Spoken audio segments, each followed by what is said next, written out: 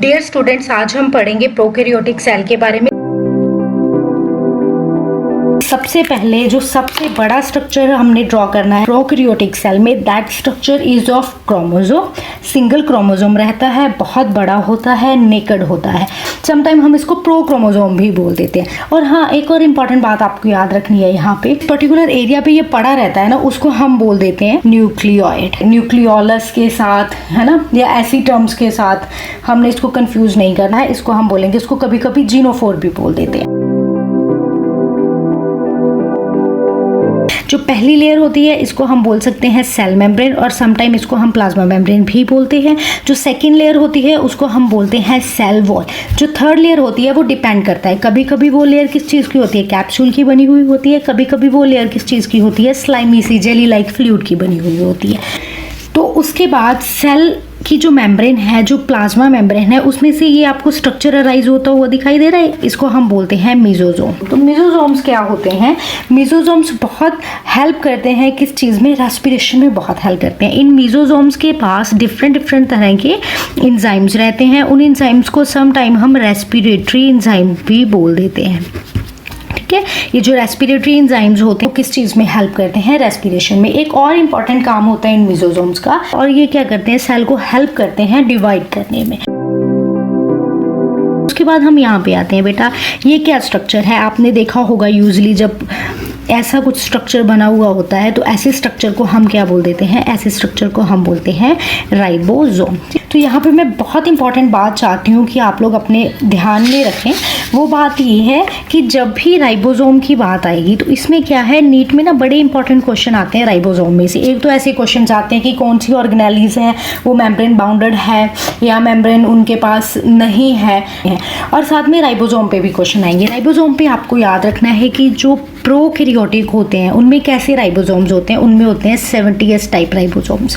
कौन से होते हैं? 70S type ribosomes. लेकिन यूकैरियोटिक ऑर्गेनिजम्स होते हैं उनमें रहेंगे 80S टाइप।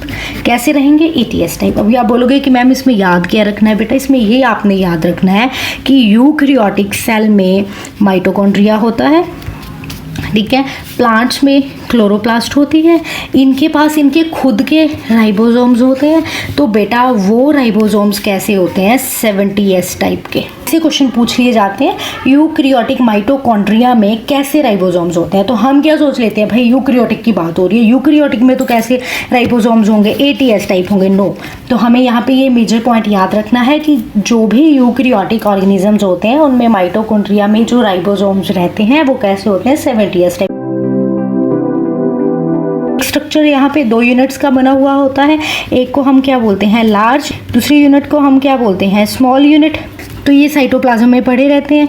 जब इनको लगता है कि भाई प्रोटीन्स बनाने, तो वहाँ पे ये क्या करते हैं? फटाफट, ये देखो, जैसे मैंने आपको ना यहाँ पे समझाने के लिए लिखा है कि प्रोटीन बहुत से लगे हुए होते हैं। ऐसे नहीं कि एक ही होगा कि एक ही यहाँ पे राइबोसोम है। नो, बहुत से राइबोसोम्स होते हैं चेन के, वो पूरे के पूरी चेन के साथ लगे रहते हैं और फटाफट प्रोटीन सिंथेसिस करते रहते हैं, राइट। तो ये राइबोसोम का काम है। राइबोसोम इनमें रहते हैं। बेटा, मैंने बोला था कि इनमें मेम्ब्रेन बाउंड ऑर्गेनेलिज नहीं होती। एग्जैक्टली। तो इससे आपको समझ आना चाहिए कि राइबोसोम जो है is not a membrane bounded organelle. Membrane bounded organelles में आते हैं माइटोकॉन्ड्रिया आएगा, क्लोरोप्लास्ट आएगा, न्यूक्लियस आएगा, एंडोप्लाज्मिक रेटिकुलम आएगा, ऐसी ऑर्गेनेलिज आती हैं। वो इसमें नहीं है। इसमें राइबोसोम्स हैं जो मेम्ब्रेन बाउंडेड ऑर्गेनेलिज नहीं है। एक्चुअली राइबोसोम्स जो होते हैं वो कहाँ से बनते हैं? वो RRNA से बनते हैं। कहाँ से? RRNA से। दैट इज समथिंग एल्स, वो आपको नहीं यहाँ पे याद रखना है। अब बस ये देखेंगे कि इसमें राइबोसोम्स होते हैं, वो प्रोटीन सिंथेसिस में क्या करते हैं? हेल्प करते हैं। तो नेक्स्ट स्ट्रक्चर हम देखेंगे। तो ये स्पेशल स्ट्रक्चर्स होते हैं। इन स्पेशल स्ट्रक्चर्स को हम क्या बोलते हैं?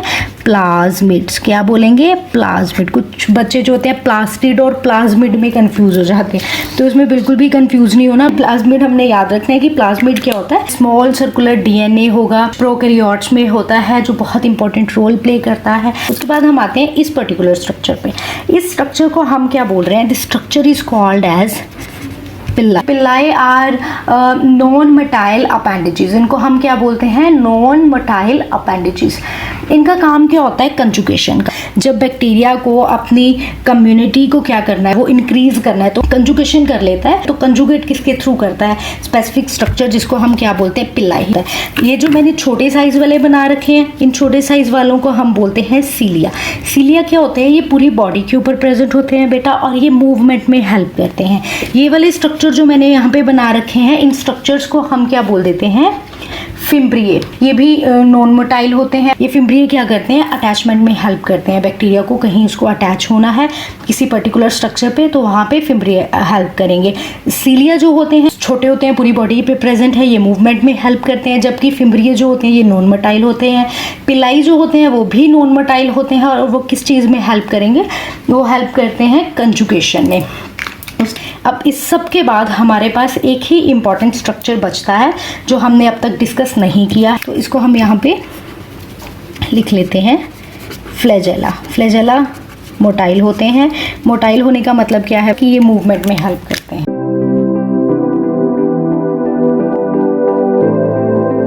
जैसे कि बैक्टीरिया की डिफरेंट शेप होती है, तो शेप के बेस पे तो वो अलग होते ही हैं। ऑन द अदर हैंड वो अलग कैसे होते हैं, on the basis of presence of flagella. पहले मैं आपको ना शेप्स बता देती हूँ कि शेप के बेस पे वो कैसे अलग होते हैं। यदि वो राउंड होंगे, ठीक है, तो हम उनको क्या बोल देंगे, कोकस। राउंड होंगे तो उनको बोलेंगे कोकस। एक है मोनोकोकस, ठीक है, दो है, राइट, दो है। इसका मतलब ये नहीं कि इनका काउंट दो है, ऐसे नहीं बोल रही हूँ मैं, मतलब कम्युनिटी में ऐसे दो दो बैक्टीरियाज रह रहे हैं, तो इनको हम बोल देते हैं डिप्लोकोकस, ठीक है। ऐसे ही यदि टेट्रा स्ट्रक्चर है तो उसको बोलेंगे टेट्राकोकस, स्ट्रेप्टोकोकस। स्ट्रेप्टोकोकस क्या होता है, यूजुअली पूछा जाता है। स्ट्रेप्टोकोकस जो होता है जब एक स्ट्रिप बन जाती है ऐसी, तो इसको हम क्या बोल देते हैं, स्ट्रेप्टोकोकस। इसको स्ट्रेप्टोकोकस बोल देते हैं। फाइलोकोकस क्या होता है, जब बहुत से बैक्टीरियाज ऐसे आपस में जुड़ जाएंगे लाइक दिस, ठीक है, तो इसको क्या बोलेंगे, स्टेफाइलोकोकस। और हम क्या पढ़ते हैं, बैसिलस। जब रॉड शेप होते हैं तो उसको क्या बोल देते हैं, बैसिलस, ठीक है। तो सिमिलरली उसमें रहेगा डिप्लोबैसिलस, पैलिसेड बैसिलस इज दिस, स्ट्रेप्टोबैसिलस ऐसे होंगे। बैक्टीरिया की शेप ऐसी है, ठीक है, तो इसको स्पाइरिलियम बोल देते हैं। बहुत सी शेप्स होती है, विव्रो होते हैं, माइसीलियल होते हैं, स्टॉक्ड होते हैं। यदि उसके पास एक ही फ्लैजेला है, दिस इज बैक्टीरिया मैंने ड्रॉ किया, तो इसके पास कितने फ्लैजेला है, एक, तो मैंने इसको क्या बोल दिया, मोनो। मोनो का मतलब एक, मोनोट्राइकस। क्या बोलेंगे हम इसको, मोनोट्राइकस। यदि इसके पास दो फ्लैजेला होंगे, अभी दो है, क्या बोलूँगी, एम्फीट्राइकस। साइड पे ही लगे हुए हैं लेकिन 5-7 ऐसे लगे हुए हैं, ठीक है, तो ऐसे को मैं बोल देती हूँ सिफेलोट्राइकस। ए ट्राइकस होता है जिसमें कोई भी फ्लैजेला नहीं है, उसको मैं ए ट्राइकस बोल दूंगी, ठीक है। तो ऐसे डिफरेंट टाइप के क्या होते हैं, बैक्टीरियाज होते हैं on the basis of flagella.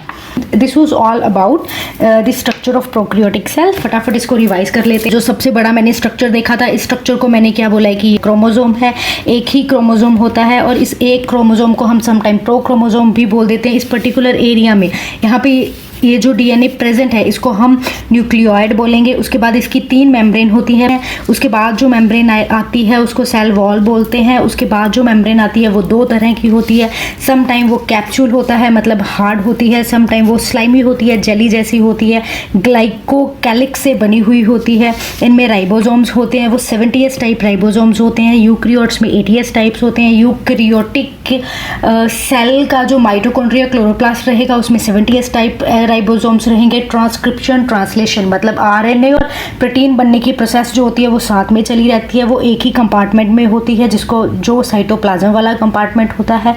जो हमारी मेम्ब्रेन है उससे एक पर्टिकुलर स्ट्रक्चर बनता है जिसको हम क्या बोल देते हैं, मीजोसोम्स बोल देते हैं। इनके पास रेस्पिरेटरी एंजाइम्स रहते हैं, ये बैक्टीरिया की रेस्पिरेशन में हेल्प करते हैं। एक्स्ट्रा जो डीएनए मटेरियल प्रेजेंट होता है उन मटेरियल्स को हम समटाइम क्या बोल देते हैं, प्लाज्मिड्स बोल देते हैं। ये क्या होती हैं? ये additional small circular DNA entities होती हैं। उसके बाद हमने ये देखा था कि इसके ऊपर पिलाई प्रेजेंट रहते हैं जो कंजुगेशन में हेल्प करेंगे। उसके बाद यहाँ पे फिम्ब्रिए प्रेजेंट रहते हैं जो क्या होते हैं? नॉन मटाइल होते हैं जो अटैचमेंट में हेल्प करते हैं। छोटे छोटे स्ट्रक्चर्स प्रेजेंट रहते हैं, इन स्ट्रक्चर्स को हम सीलिया बोलते हैं और ये स्ट्रक्चर्स भी मूवमेंट में हेल्प करेंगे। फ्लैजेला प्रेजेंट रहता है, वो भी मूवमेंट में हेल्प करता है। फ्लैजेला के बेस पे हमने इसको बहुत से पार्ट्स में डिवाइड कर रखा है। तो this was all about structure of prokaryotic cell. कुछ स्ट्रक्चर अच्छे से समझ में आ जाएंगे तब मैं आपको बताऊंगी कि इन दोनों में डिफरेंस क्या रहता है। इन दोनों का डिफरेंस बहुत इंपॉर्टेंट है, इसमें से बहुत ही क्वेश्चंस कॉम्पिटिटिव एग्जाम्स में आते हैं जो हम अपने माइंड में रखेंगे। तो